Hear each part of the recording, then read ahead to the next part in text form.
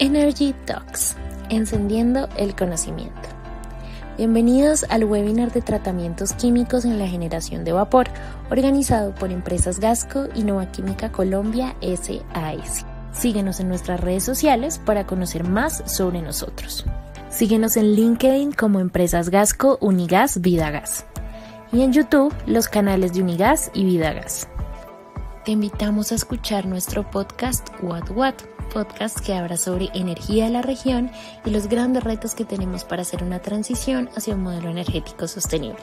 Podrás encontrarlo en Spotify, Apple Podcast y demás plataformas digitales. Síguenos en LinkedIn como Nova Química Colombia SAS y en Instagram como novaquímica.colombia. Bienvenidos.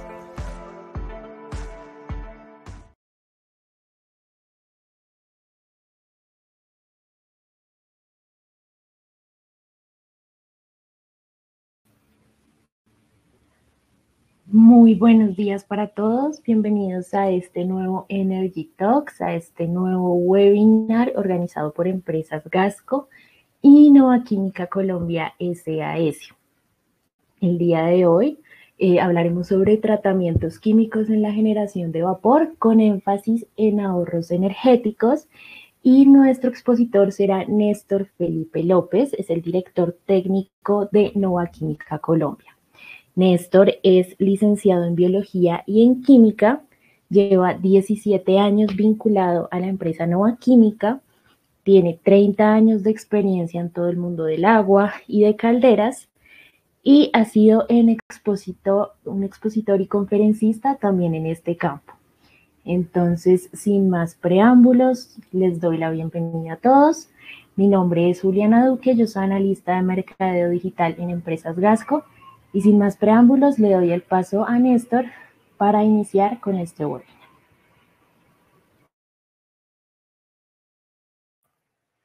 Juliana, muchas gracias. Buen día para todos.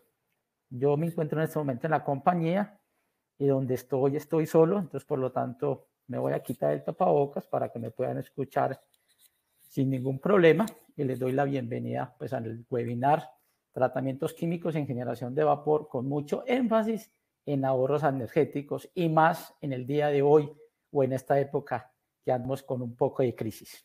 No siendo más, entonces iniciamos nuestra presentación. Cuando hablamos de generación de vapor, siempre tenemos que tener presente que el conjunto de la generación de vapor es global, es circular, es integral. No podemos enfocarnos en aspectos separados.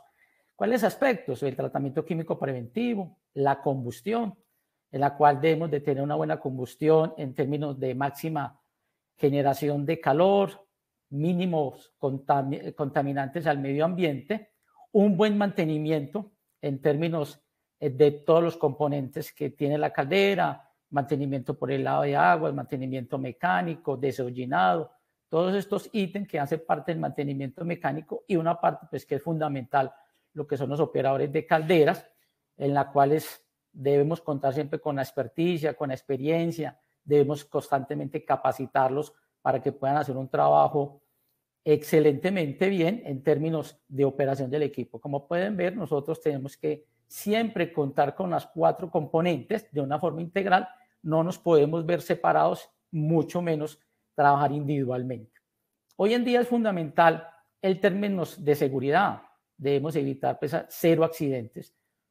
Cada rato, muchas veces escuchamos los accidentes fatales, que falleció un operador, falleció otra persona. Esto no puede ocurrir en nuestro sistema de generación de vapor. Siempre hay que minimizar, llevar a 0 los accidentes como tal. Y la parte ambiental, pues que es una responsabilidad de las empresas, una responsabilidad social hacia el medio ambiente, hacia nuestra sociedad, en términos de siempre tratar de generar un aire limpio, no contaminante, y en el caso de la caldera, enfocado en términos de combustión, y en el caso de las purgas, unas purgas que siempre tengan un manejo ambiental en términos de temperatura y en términos de pH como tal. Todo esto enfocado a una parte de los ahorros.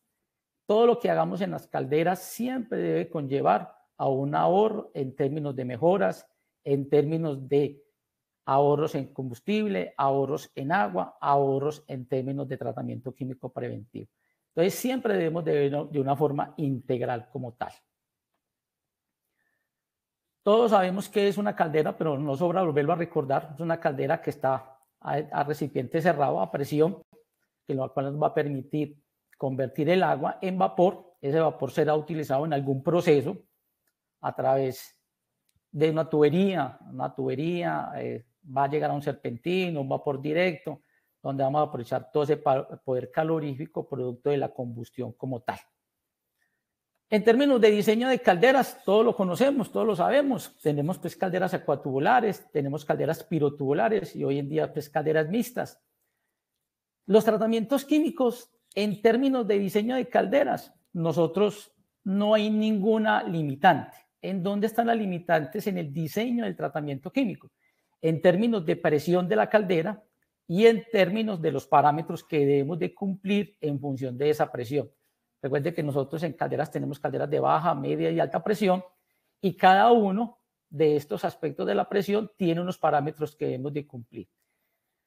En términos también de calidad de vapor, también debemos de cumplir. Recuerde que hay vapor saturado, vapor sobresaturado, vapor recalentado, en la cual también nos permite tener unos parámetros de cumplimiento que no vamos a generar problemas en las líneas de vapor, en los equipos, en los intercambiadores, en las líneas de retornos de condensado como válvulas, accesorios, cheques, toda esta parte que viene en los anillos hidráulicos como tal.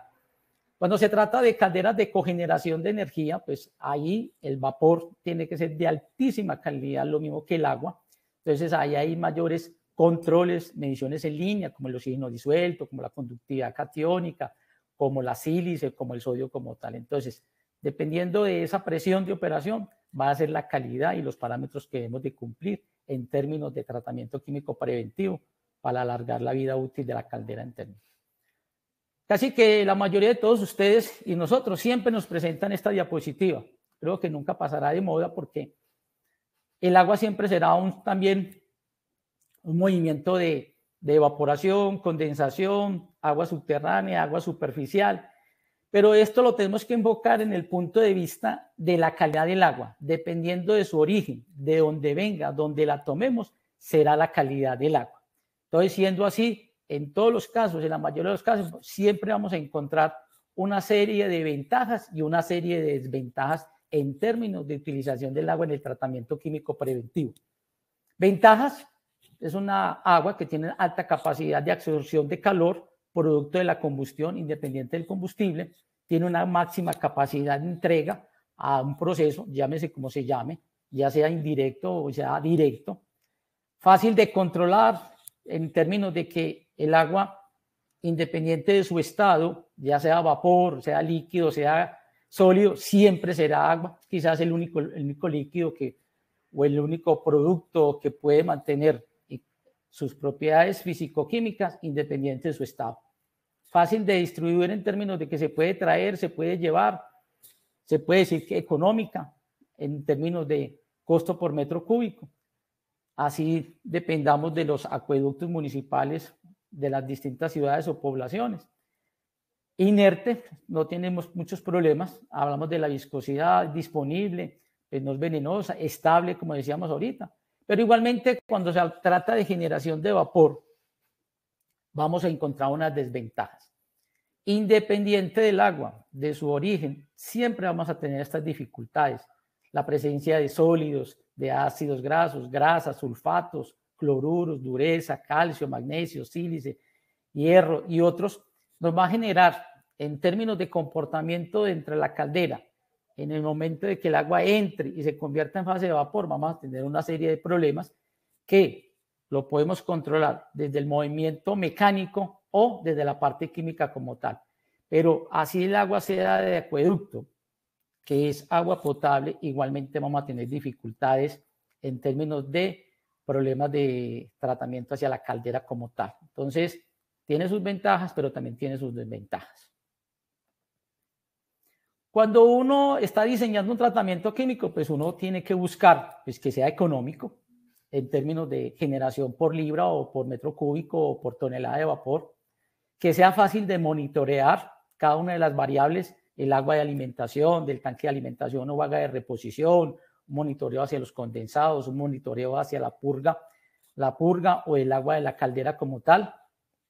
Siempre debe minimizarse las paradas de calderas, ya sea por incrustaciones, ya sea por corrosión, ya sea por efectos colaterales como la combustión o problemas que nunca van a generar una implosión o se aflojó un tubo o se aflojó el espejo como tal, y que permita pues siempre alargar la vida útil de la caldera. Siempre hemos escuchado decir que la vida útil de una caldera por lo mínimo o por lo menos debe durar un tiempo de mínimo 15 años, pero creo que muchos de ustedes conocemos calderas todavía en el mercado trabajando, calderas de 60, 70 años trabajando en muy buenas condiciones. O sea que tenemos que siempre propender que la vida útil de la caldera cada día sea mucho más larga. Los costos de las calderas hoy en día son altos, entonces no es fácil pues estar cambiando de caldera constantemente.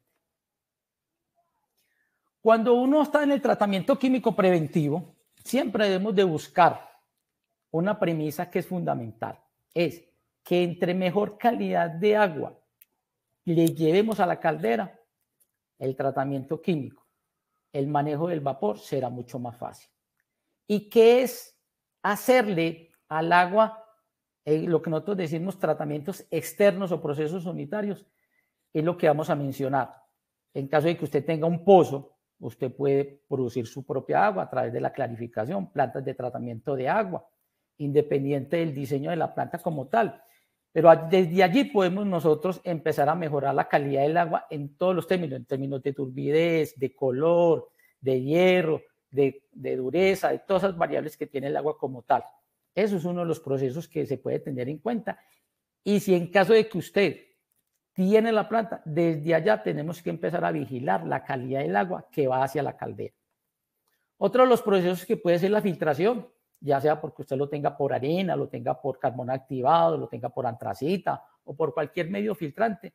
Igualmente, eso significa mejorar la calidad del agua en términos de sólidos suspendidos de sólidos suspendidos. Lo mismo, tenemos casi que a la mano, ya sea la ósmosis o la suavización o la desalcalinización, que nos va a permitir mejorar fuertemente la calidad del agua en términos de iones. Si yo recurro a la suavización, me va a permitir remover el calcio y el magnesio básicamente. Eso casi es un 60% de los problemas que se presentan en el tratamiento químico, que son las incrustaciones y los depósitos. Pero si yo quiero mejorar la calidad del agua, en caso de las termogeneradoras, por ejemplo, que debemos de llevar un agua de altísima calidad, debemos o podemos recurrir al término de la ósmosis de inversa, la ultrafiltración, la nanofiltración, que nos va a permitir tener aguas prácticamente con cero de iones, ya sea cationes o aniones, y nos va a dar una gran ventaja en el tratamiento y manejo de los tratamientos químicos en las calderas como tal.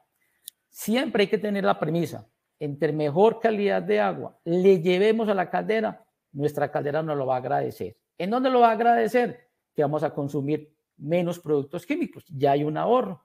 Vamos a generar menos pérdidas de agua, eso ya es un ahorro. Vamos a aprovechar al máximo nuestra combustión, vamos a mejorar un vapor de altísima calidad que lo vamos a aprovechar en nuestros procesos productivos como tal. Entonces, primera premisa, en tratamientos químicos preventivos, entre mejor calidad de agua tengamos, será mucho mejor el tratamiento químico y mucho más fácil en términos sencillos. Cuando hablamos de tratamientos químicos preventivos, siempre hablaremos de tres problemas. Lo que es corrosión por oxígeno disuelto. Y este va a ocurrir al interior de la caldera. Incrustaciones y depósitos por la presencia de las distintas sales, llámese calcio, magnesio, sílice, sulfatos. Y corrosión por la presencia de CO2 en las tuberías de retornos de condensado. Entonces, digamos que básicamente esos son los tres problemas que nosotros debemos de manejar, controlar y minimizar. Estos tres problemas podemos tener un factor mecánico y un factor químico que nos permite controlar y minimizar estos problemas. Entonces vamos a empezar con los fenómenos corrosivos por oxígeno disuelto. Siempre cuando hablemos de corrosión, siempre hablaremos de un deterioro o un desgaste de los metales.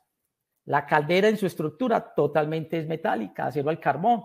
Entonces será susceptible siempre los tubos, los espejos, el cuerpo de la caldera siempre será susceptible a los fenómenos corrosivos por la presencia de oxígeno disuelto. Nosotros venimos con un agua de clarificación, de una planta de tratamiento, de agua de un pozo, el agua del acueducto, siempre va a tener presencia de oxígeno disuelto y CO2 y algunos otros gases disueltos, pero básicamente el oxígeno. Esto va a generar corrosión. Todo metal en presencia de oxígeno disuelto siempre va a los fenómenos corrosivos como tal. ¿Qué tipos de corrosión podemos ver dentro de la caldera? Tenemos corrosión generalizada, ¿sí? Tenemos corrosión tipo pitting y tenemos corrosión por tipo de ampollas. Estos tres fenómenos en cualquier momento, en tratamientos químicos, en una parada de la caldera, los podemos encontrar y los podemos ver. Siempre será minimizar estos fenómenos corrosivos como tal. Este tipo de corrosión tipo ampolla normalmente se presenta mucho en las calderas que tienen paradas largas o tienen intermitencias en la operación, o lo que nosotros llamamos calderas en stand-by. Este fenómeno de ampollas es mucho más fácil verlo ahí, pero ya en calderas de operación sí es muy fácil ver, es muy recurrente ver el pitting o ver corrosión generalizada como tal. Recuerden que siempre debajo de un depósito siempre va a haber celdas de corrosión como tal, ¿sí? Nosotros, ¿cómo podemos resolver este tipo de fenómenos corrosivos?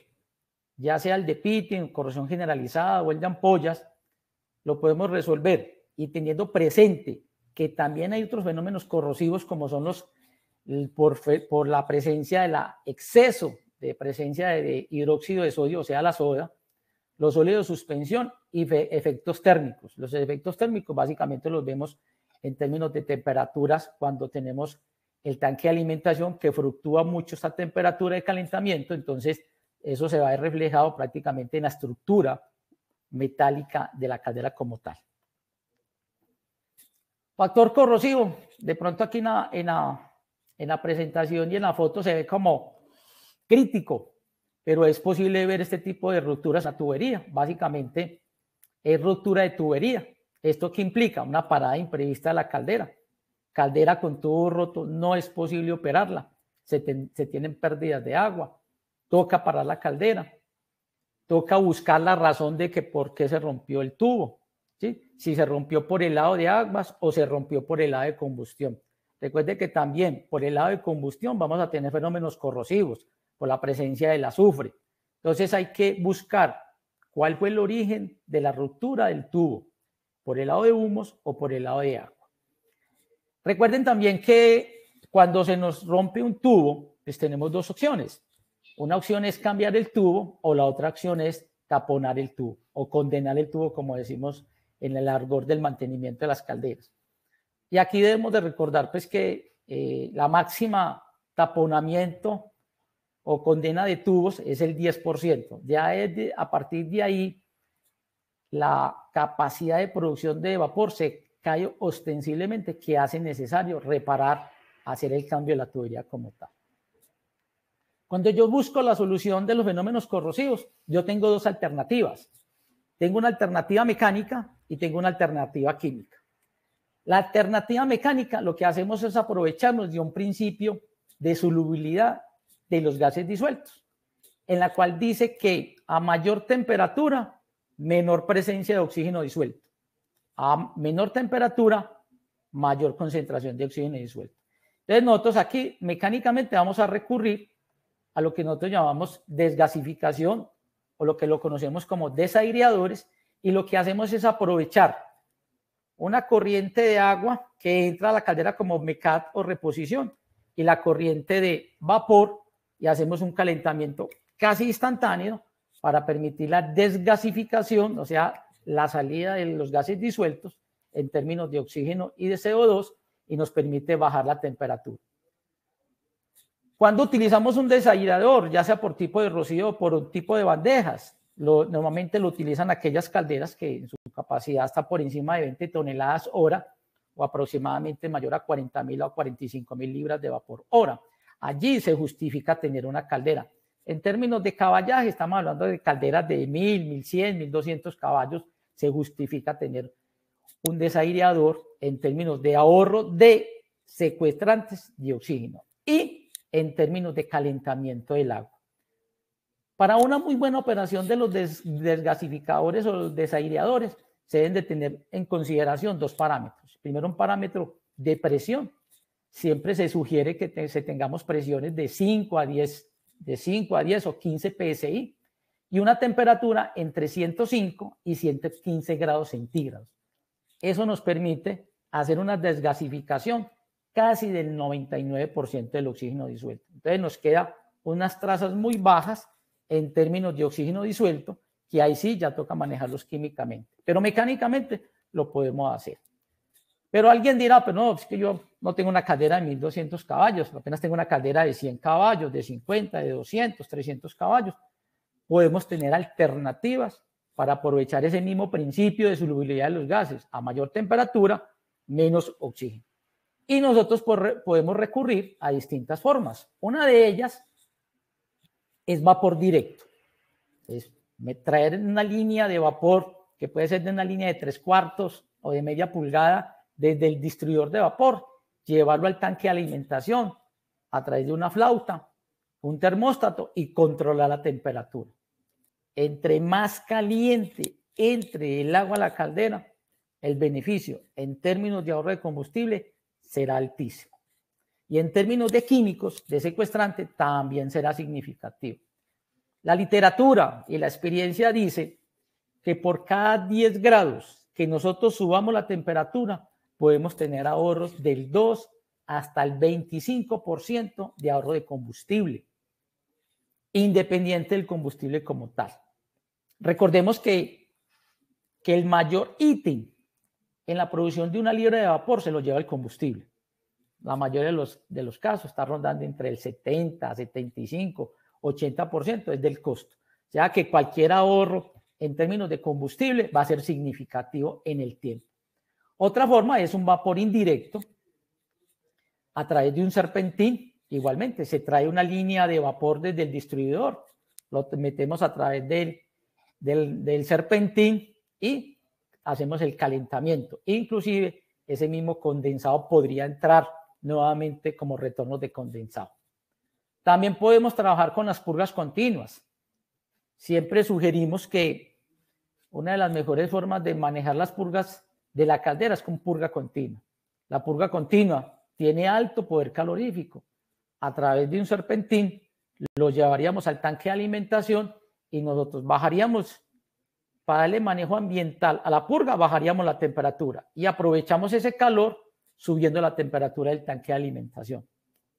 Hay algunas calderas de tamaño significativo, algunas calderas de cogeneración que montan economizadores. Eso es un serpentín que está a la salida de los gases de chimenea y lo que hacemos es pasar el agua fría por ese serpentín, aprovechar los gases calientes, subimos la temperatura del agua antes de que llegue al tanque de alimentación y podíamos bajarle también una temperatura a los gases de chimenea, entonces aprovecharíamos.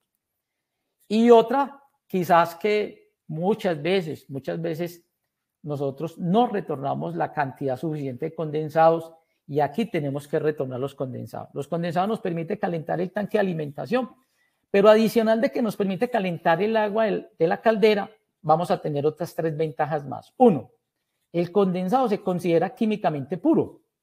Quiere decir que ese condensado mezclado con el agua de reposición nos va a mejorar las condiciones. Si me mejoran las condiciones químicas del agua, por ende yo voy a tener ahorros químicos. Seguimos teniendo ahorros desde la parte química. Y a su vez, si yo tengo una muy buena calidad de agua, me va a permitir subir los ciclos de concentración.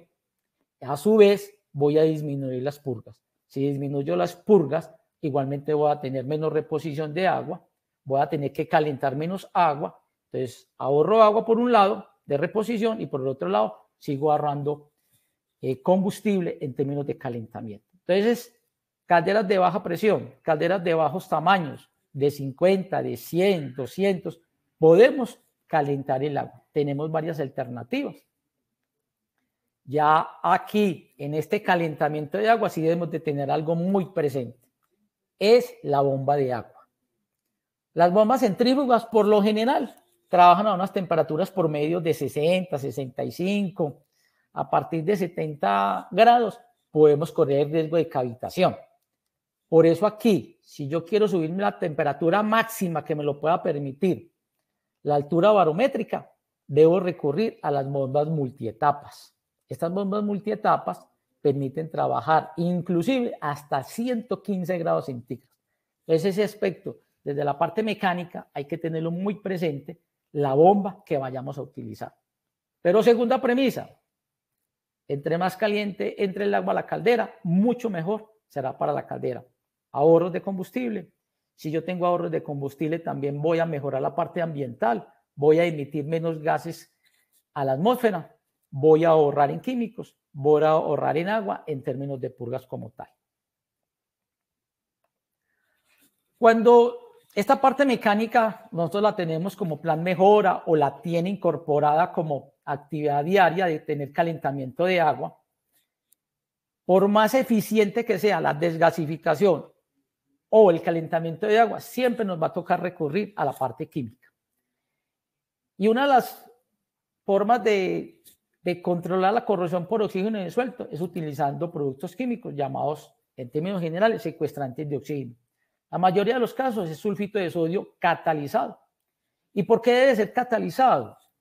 Porque entre el recorrido del tanque de alimentación y la caldera normalmente son recorridos muy cortos, distancias muy cortas.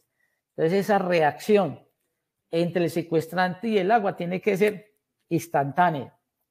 Porque si usted no lo secuestra antes de entrar a la caldera, ya no lo secuestró. Entonces se nos va para la caldera, producimos vapor y ese oxígeno disuelto acompaña al vapor a generar otras dificultades que ahorita las vamos a mencionar. Tenemos sulfito de sodio, tenemos bisulfito de sodio, hidracina, carbohidracida, dija. Hidracina, esta carbohidracida y la dija normalmente se utilizan en calderas de cogeneración de energía. Se utilizan estos tres elementos secuestrantes ya que ellos aportan muy pocos sólidos en la cual no nos podemos permitir fugas de sólidos suspendidos en el vapor porque se van a depositar en los alaves de las turbinas y vamos a generar problemas de depositación y vamos a tener problemas muy graves en términos de comportamiento de la turbina como tal. Entonces, tenemos la parte mecánica que es calentamiento o tenemos retornos de condensados o calentamiento directo, más la parte química, nosotros deberíamos secuestrar 100% el oxígeno disuelto antes de que entre a la caldera y no nos cause problemas de corrosión y a su vez rupturas en la tubería como tal. Como nosotros aplicamos un producto, aquí viene otra premisa, es muy importante el monitoreo de los productos químicos. Llámense como se llame, marca la que sea. Siempre hay que tener un buen monitoreo de las variables de control. Aquí en la presentación tenemos pues, en relación a la presión, tenemos un residual de sulfito que debemos de tener muy presente. Y en caso de que utilicemos desgasificadores o desaireadores, igualmente tenemos un rango a tener muy presente. Estos residuales, lo ideal es que se conserven en casi un 100% como cumplimiento de parámetros como tal. Entonces, en términos de corrosión por oxígeno disuelto, ya sabemos, tenemos una composición mecánica, tenemos una composición química que nos va a permitir minimizar todos los fenómenos corrosivos por pitting, generalizada, o ampollas, o choques térmicos por el efecto de la temperatura en el tanque de alimentación. El otro problema que mencionamos nosotros, y este problema sí se da en la parte externa de la caldera, y es la corrosión por CO2 en la presencia en las líneas de retorno de condensado. Cuando yo estoy produciendo mi vapor dentro de mi caldera, siempre tendremos presencia de alcalinidades, alcalinidad fenol, alcalinidad total, hidróxidos de sodio.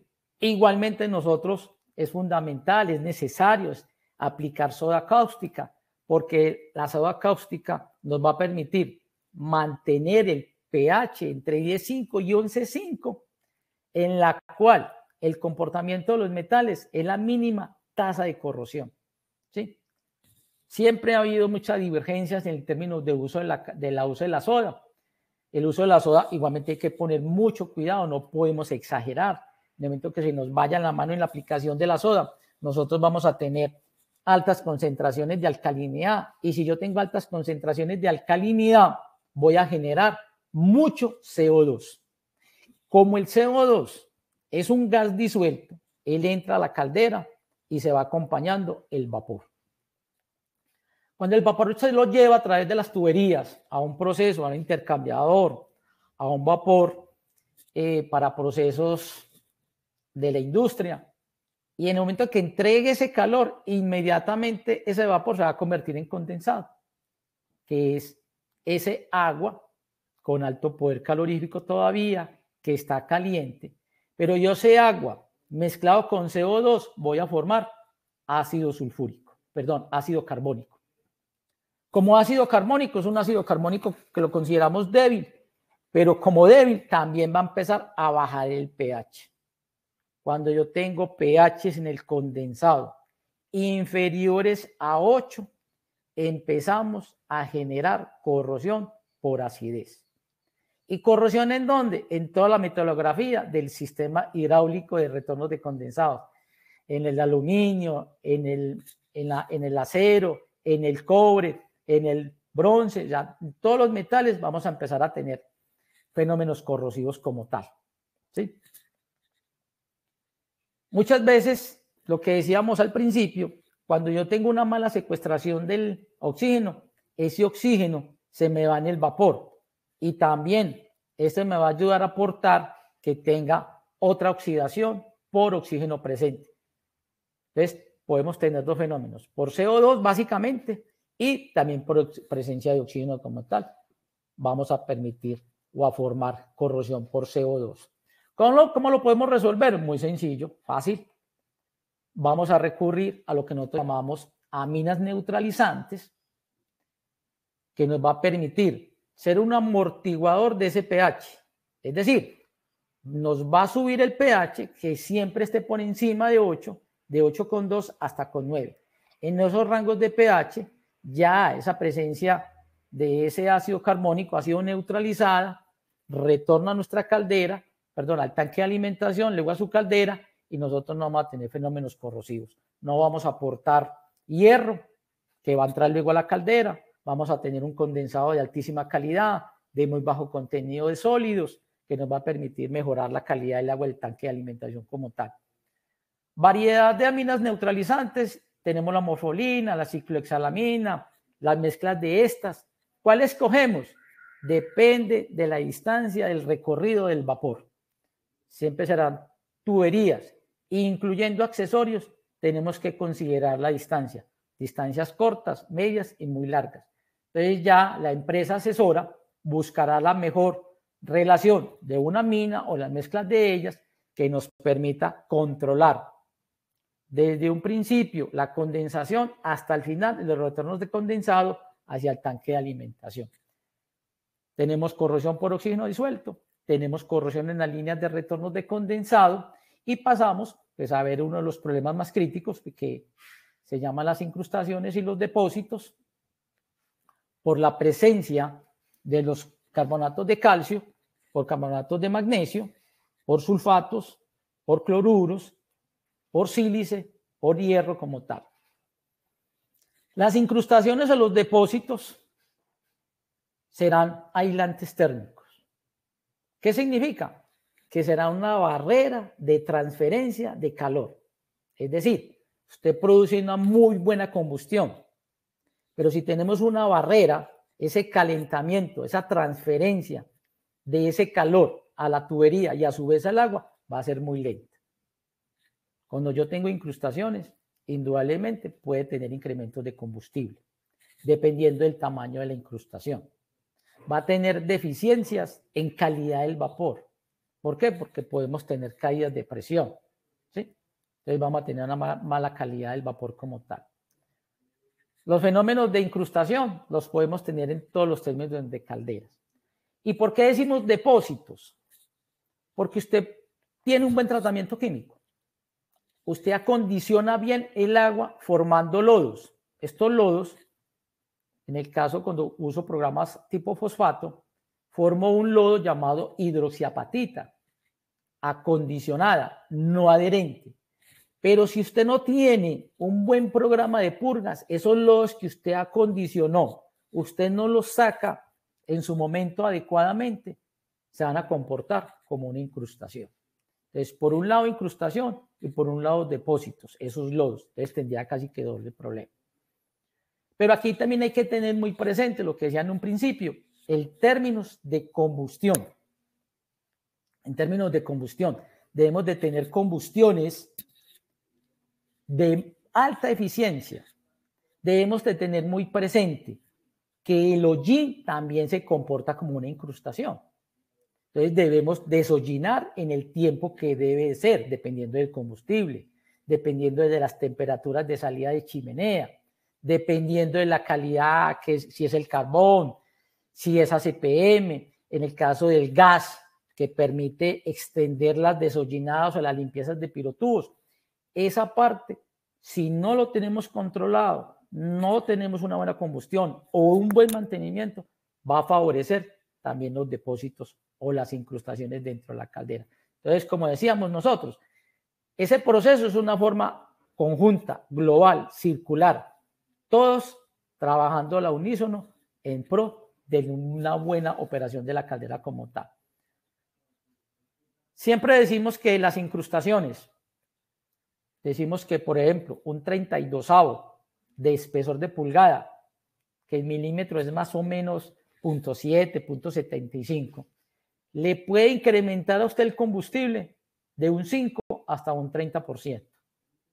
Entonces debemos de evitar las incrustaciones dentro de la caldera. ¿Sí? Años atrás siempre nos han dicho, nos han comentado que incrustaciones por debajo de 0.5 milímetros hasta cierto punto es aceptable, hasta cierto punto. Lo ideal es que usted no tenga la tubería totalmente limpia. Aquí también tenemos, como en el caso de la corrosión, tenemos también algo mecánico para mejorar la calidad del agua. Es lo que hablábamos nosotros ahorita de los procesos unitarios. Cuando yo voy a buscar la causa de las incrustaciones de las calderas, tengo que buscar distintas razones por qué me está pasando eso, ¿cierto? Como las que mencionamos acá, una inadecuado tratamiento químico, una inadecuada selección de productos químicos, tengo problemas de altas concentraciones, tengo problemas de presencia de muchos iones, tengo procesos contaminados, tengo mala combustión. Yo tengo que buscar el origen de la razón de por qué se me están dando esos depósitos de incrustación, si yo tengo buen mantenimiento, si yo tengo buen tratamiento químico, tengo la mejor empresa, tengo el mejor combustible, pero uno destapa la caldera y encontramos incrustaciones. Hay muchas veces que el ritmo de operación o la demanda de vapor con que usted trabaja la caldera también provoca las incrustaciones. Me explico. Lo ideal es siempre trabajar la caldera con su máxima capacidad. Yo digo una caldera de 100 caballos, trabaja 120 PSI y hay gente o empresas que en aras de ahorrar combustible bajan la presión, entonces trabajan a 80 PSI. ¿Les produce vapor? Sí. ¿Pero a qué costa de qué? Recuerden, la caldera dentro tenemos que tener un movimiento constante de flujo de agua. Si esa agua, por la demanda y por la carga, no se está moviendo a una buena velocidad, los tubos no están siendo refrigerados adecuadamente. Porque estoy metiendo una muy buena combustión. No estoy aprovechando todo ese calor y entonces el tubo se está calentando más de lo adecuado porque tienen poco movimiento de agua, una mala refrigeración.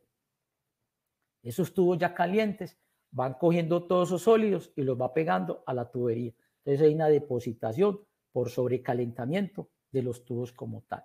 Entonces, en términos operativos de generación de vapor, lo ideal siempre es trabajar a las máximas presiones que sean permisibles, permitidas como tal.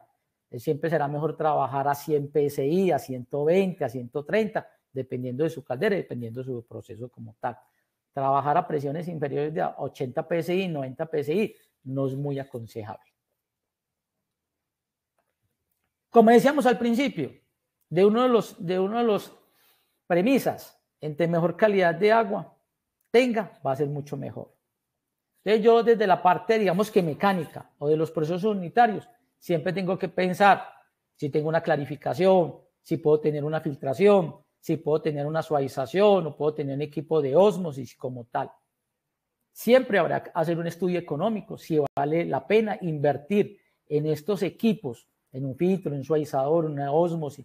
Vale la pena invertir para mejorar las calidades de agua. ¿En dónde voy a ganar? Pues voy a ganar en términos de combustible, en términos de químicos, en términos de purgas, en términos de ciclos de concentración como tal. ¿Sí? Siempre hay que buscar la opción de poder mejorar ese tipo de variables como tal en términos de costos.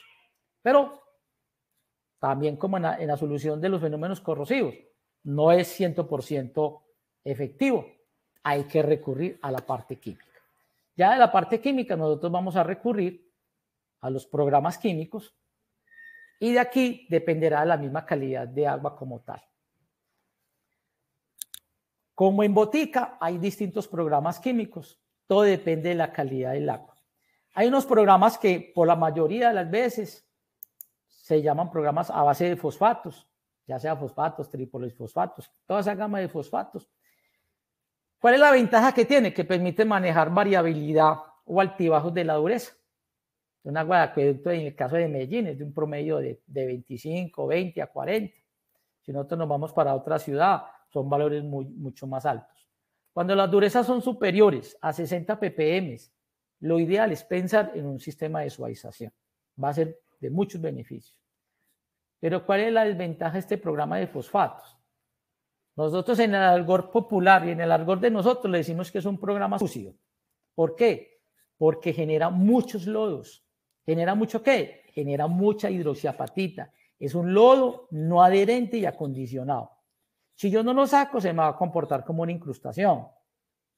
Por lo tanto, tengo que mantener un programa de purgas, ya sea de fondo o ya sea superficial, muy eficiente para que esos lodos no se me comporten como una incrustación. ¿Eso qué implica? Que tengo que purgar mucho, tengo que purgar en alta cantidad. Y en una purga, indudablemente, pues estoy botando químicos, calor y energía, lo estamos botando. Entonces, esa es una gran desventaja que tiene, que tenemos que purgar mucho. Si nosotros queremos ahorrar en términos de purgas, en términos de químicos, en términos de combustible, lo ideal siempre es tener un programa a base de polímeros. Llámese polímeros, poliaquilatos, quelatos, ECTA, NTA, cualquier este tipo de programas, en la cual nosotros le decimos que son programas limpios. Son programas que una condición es que debemos de tener siempre cero de dureza. Eso es una condición que no se puede negociar. Debemos de tener cero de dureza.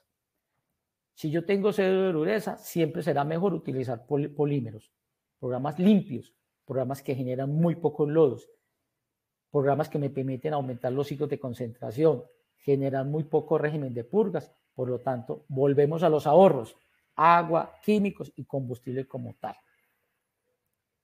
Lo que decíamos en un principio, el programa químico se escoge, uno, en función de la presión de la caldera y en función de la calidad del agua como tal.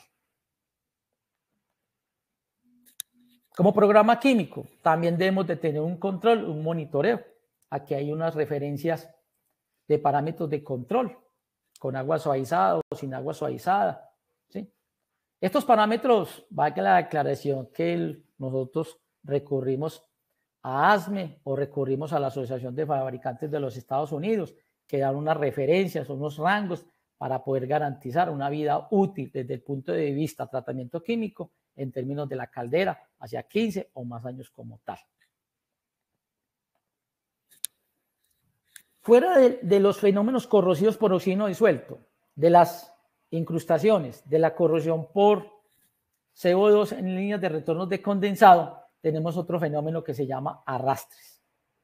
Y estos arrastres van a provocar ensuciamiento de la calidad del vapor. Por ende, el retorno de condensados no va a ser de mejor calidad. Los arrastres los podemos tener por problemas mecánicos o lo podemos tener por problemas químicos.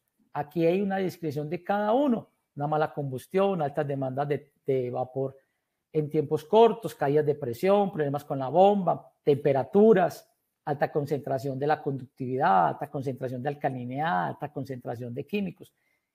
Esto puede generar arrastres y ensuciamiento del vapor como tal. Si este vapor es de uso directo, por ejemplo, en el caso de las tintorerías, no es conveniente. Eso puede causar problemas en el teñido si el vapor es de uso directo. En algunas empresas también, en caso de alimentos, en el caso de donde usen vapor directo, y si usted tiene contaminación del vapor, pues no va a ser bueno en términos de calidad del vapor como tal. Las consecuencias: disminuye la capacidad calorífica en términos del vapor. Si es una caldera de cogeneración de energía, pues vamos a provocar daños en las turbinas, ¿cierto? Por la volatilización de la sílice, y pues vamos a tener un vapor de mala calidad como tal, perdón, un retorno de condensado de mala calidad. Usted puede tener un buen mantenimiento mecánico, puede tener el mejor operador del mundo, un buen tratamiento químico, pero si usted no tiene un buen tratamiento o un buen programa de purgas, se nos cae la estantería.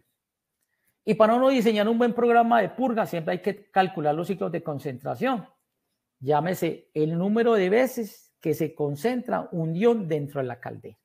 Es fundamental siempre tener presente estos ciclos de concentración por cloruros, que los llamamos reales, los permitidos, que en general, por lo general, es la sílice, y debemos de sopesar esos 3 ciclos de concentración y llevarlos ¿a dónde?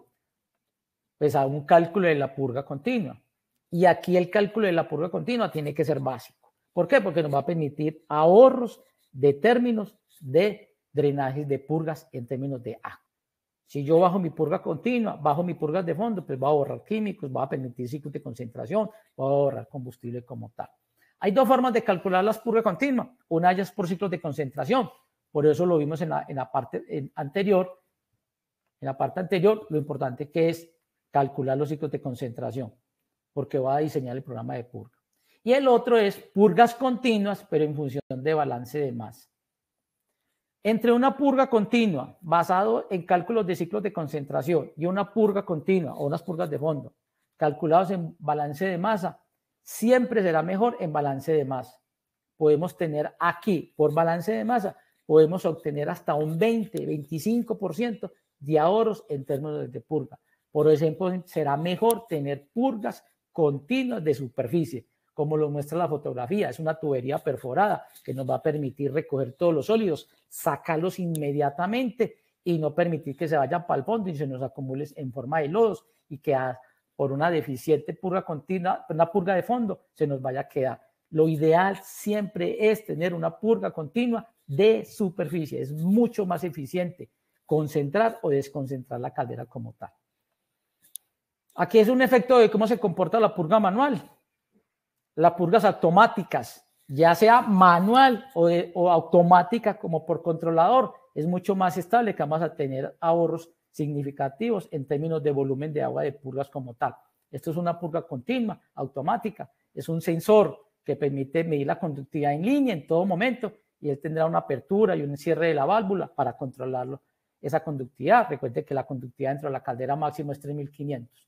Lo que les decía en un principio, parámetros que nosotros cogemos de la AMBA de los Estados Unidos, podemos recurrir a los parámetros que recomienda la ASME en términos de control. Eso va en función, estos parámetros que tenemos aquí en pantalla, es para calderas de baja presión, que es lo que mayor tenemos, pero calderas de media y alta presión, pues tienen otros parámetros específicos que debemos de cumplir como tal.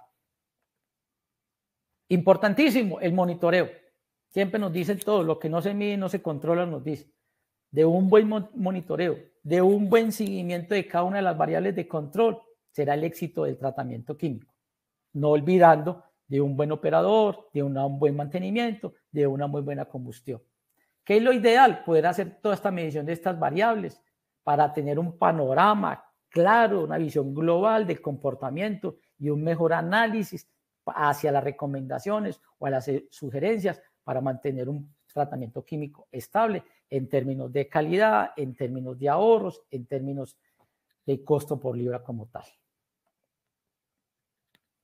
Durante todas las charlas hicimos mucho énfasis en los ahorros energéticos, calidad de agua, en términos de aumentar los ciclos de concentración, una muy buena combustión, una muy buena calibración, términos de calentamiento del agua. Por favor, calienten el agua, los ahorros son significativos como tal.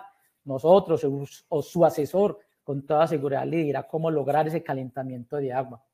Y algo fundamental, los retornos de condensado. Recuerde que usted cuando produce vapor le cuesta un dinero y los condensados, siendo de muy buena calidad, muchas veces los tenemos que eliminar o botar. Hay que hacer inversiones hacia ese retorno de condensado. Eso es plata muy significativa que nos va a permitir llevar a todos estos ahorros como tal.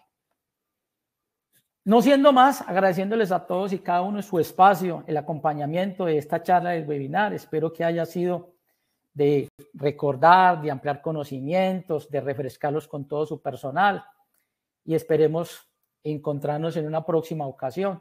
Mil y mil gracias. Muchas gracias, Néstor. Muchas gracias a todos nuestros asistentes. Todavía nos quedan unos minuticos. No sé si tienen alguna pregunta. Es el momento de hacer preguntas, comentarios y ponerlas pues en el chat.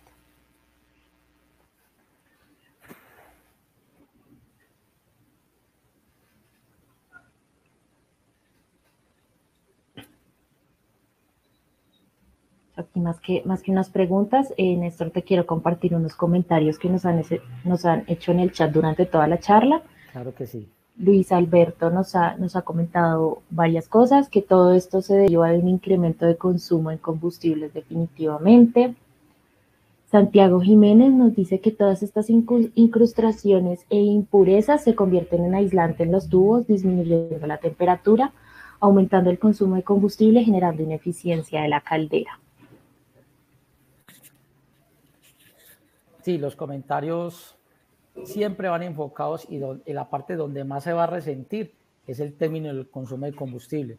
Recuerde lo que decíamos, el mayor porcentaje del ítem de la producción de vapor siempre será el combustible. Entonces esa parte es la que más rápido se resiente como tal. Esos comentarios son válidos, muy acertados los que nos acaban de hacer. Listo, nos preguntan si es posible compartirles la presentación. Si Néstor no tiene ningún problema, podemos compartirla acá en la parte de archivos. Podemos compartirla. Y también pues la repetición del webinar va a estar disponible en un link que les va a llegar al correo más adelante. O también la presentación va a estar disponible en nuestros canales de YouTube, Unigas y Vidagas.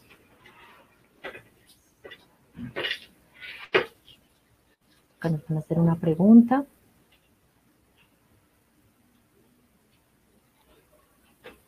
Es importante que operación tenga en cuenta siempre el tratamiento químico. Acá nos preguntan, gracias por compartir esta información tan importante. Quisiera por favor ampliar un poco la alternativa de utilizar la purga continua como calentamiento del agua de alimentación. Vale, claro, mire, uno lo que hace es coger la purga continua y llevarla a través de una tubería y meterla dentro del tanque de alimentación a través de un serpentín.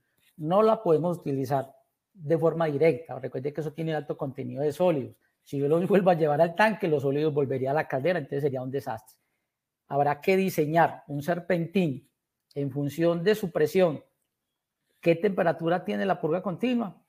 Para poder diseñar la longitud del serpentín para que usted le pueda aprovechar al máximo la temperatura. Usted lo puede, la temperatura de una caldera de 100 psi, a ese promedio, la temperatura promedio del agua antes de vaporizarse está alrededor de 175, 173 grados en promedio. Tiene desde 173 para poder bajar la temperatura y mantenerla a 90 grados. Hay que tener muy en cuenta, es el diseño del serpentín para poder aprovechar al máximo la temperatura de la purga continua. En ese caso, pues habrá que recurrir a las empresas de mantenimiento de calderas o una empresa experta en diseño de serpentines, que en el mercado los hay por todos lados de muy buena categoría y de muy buena calidad. También nos preguntan que al medir ciclos de concentración en base a cloruros, sílice y SDT, ¿con cuál de las tres tomar decisión para aumentar o disminuir purgas? Lo ideal es que la decisión se tome en función de los tres. ¿Por qué? Decimos ciclos de concentración por cloruros, porque es la única variable que entra a la caldera y vuelve y sale sin participar en las reacciones, a menos que los cloruros tengan altísimas concentraciones y tienen que ser concentraciones mayores a 2000 ppm. Entonces es una forma de saber realmente cuántos ciclos tengo. Pero hay que medir los ciclos de concentración por sílice o por sólidos suspendidos. Igualmente se pueden medir cuál de los dos es la limitante. Entonces, sobre esa base, tenemos que diseñar o debemos diseñar el régimen de purgas como tal. Pero la mejor forma, si usted va a calcular los ciclos de concentración por sólidos, diseñe la purga en función del balance de masa. En la presentación aparece la forma de calcularlo, es los sólidos que entren deben de salir. Entonces, el balance de masa le permite tener todos los sólidos, y va a tener una purga continua o inclusive un diseño de purgas de fondo mucho más preciso con ahorros en términos de purgas. También ya estamos compartiendo la presentación, ya se está compartiendo aquí para que la puedan descargar. También nos preguntan, en el momento de ciclos de concentración, ¿cuál es la variable principal? ¿La sílice, cloruros o conductividad? Bueno, de todas maneras, en términos de diseñar la purga continua, lo ideal siempre es que sea por la variable que restringe los ciclos de concentración. La mayoría de las veces es por sílice. Habría que analizar el agua de alimentación, compararla contra los parámetros de caldera y buscar la variable que le está limitando los ciclos de concentración. Esa es la variable con que usted debe trabajar para diseñar la purga continua o la purga de superficie, ya sea porque lo haga por balance de masa o lo haga por ciclos de concentración. En tema de ahorros de agua, ¿cómo podemos cuantificar esto con un inadecuado manejo de aguas de procesos e insumos químicos? Cuando yo voy a calcular el flujo másico de mi capacidad de caldera, inicialmente arrancamos con qué producción de vapor tiene usted. Recuerden que para yo calcular mi producción de vapor lo puedo hacer de varias formas. Una ya es teórica, diciendo que un caballo de fuerza de vapor nos produce 34.5 libras con un factor de corrección que normalmente es el 80%. Usted lo puede calcular con algo que nosotros llamamos factor de vaporización, que es verificando la presión y la temperatura del tanque de alimentación. Eso nos da un factor de vaporización. Ese factor de vaporización lo multiplica por los caballos y le da la producción de vapor mucho más acertada, más cercana a la realidad. Y la otra es que usted tenga un medidor de flujo de vapor como tal. Con base en ese flujo másico inicial, usted tiene que tener, lo ideal es que tenga un contador de agua que le mida el agua de reposición. Ojalá tenga un medidor o un contador de retornos de condensado. En el mercado los hay, contadores que permiten trabajar con temperaturas de 90, 93 grados sin ningún problema. Y usted cruza esa información y le puede permitir y decir cómo está su comportamiento másico. Y con base en eso, en esos valores, usted ya puede empezar a diseñar cómo puedo aumentar los ciclos de concentración en términos de calidad de agua. Y si yo subo los ciclos de concentración, me permite bajar el régimen de purgas y empiezo a tener ahorros de agua en términos de balance másico en la generación de vapor. Por términos de tiempo, nos vamos a ir ya con las dos últimas preguntas. La teoría dice que se mejora en 2% con tratamientos químicos la eficiencia de la caldera. ¿Cuál es su opinión? Me la repite, Juliana, que al principio no la escuché. La teoría dice que se mejora en 2% con tratamientos químicos la eficiencia de la caldera. ¿Cuál es su opinión? En términos de tratamientos químicos, lo que hace aumentar la eficiencia de las calderas es en términos de combustión, no en términos de tratamiento químico. Yo puedo tener muy buen tratamiento químico, pero la eficiencia en términos de rendimiento de la caldera, ya sea en producción de vapor o ya sea en términos de combustión, es el combustible y la temperatura del agua de alimentación.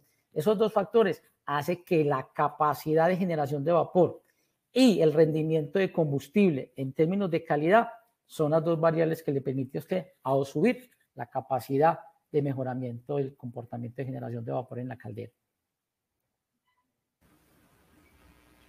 Quería preguntar si se ha innovado en el material de la caldera. ¿Qué tan rígido es el uso del acero al carbón?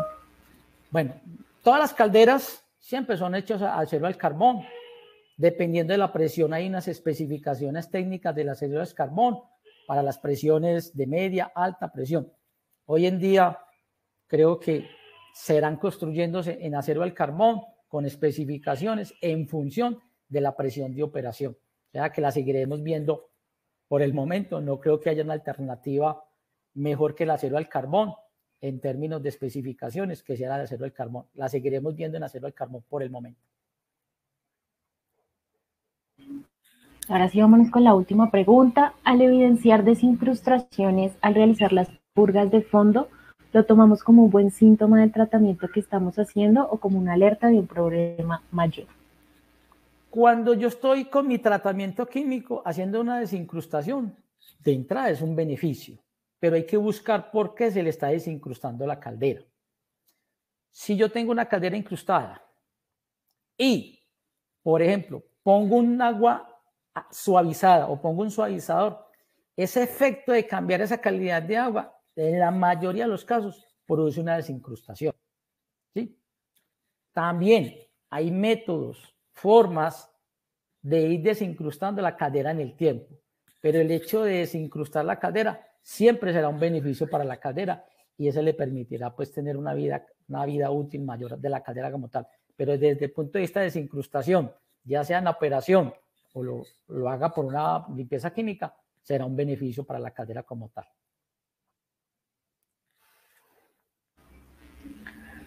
Bueno, aquí cerramos nuestro webinar de tratamientos químicos en la generación de vapor. Le agradecemos a Néstor, muchísimas gracias por esta exposición, muchísimas gracias a todos los asistentes y no siendo más, les deseamos un excelente día.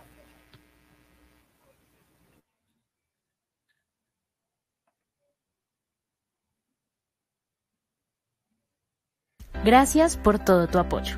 Esperamos que el webinar de tratamientos químicos en la generación de vapor haya sido de tu total agrado y provecho. Recuerda que puedes acceder a la repetición del webinar a través de un link que te llegará al correo más adelante, o también podrás encontrar la repetición en nuestros canales de YouTube Unigas Vidagas. Síguenos en nuestras redes sociales para conocer más sobre nosotros. Síguenos en LinkedIn como Empresas Gasco Unigas Vidagas. Y en YouTube, los canales de Unigas y Vidagas. Te invitamos a escuchar nuestro podcast What, podcast que habla sobre energía de la región y los grandes retos que tenemos para hacer una transición hacia un modelo energético sostenible. Podrás encontrarlo en Spotify, Apple Podcast y demás plataformas digitales. Síguenos en LinkedIn como Nova Química Colombia SAS y en Instagram como novaquímica.colombia.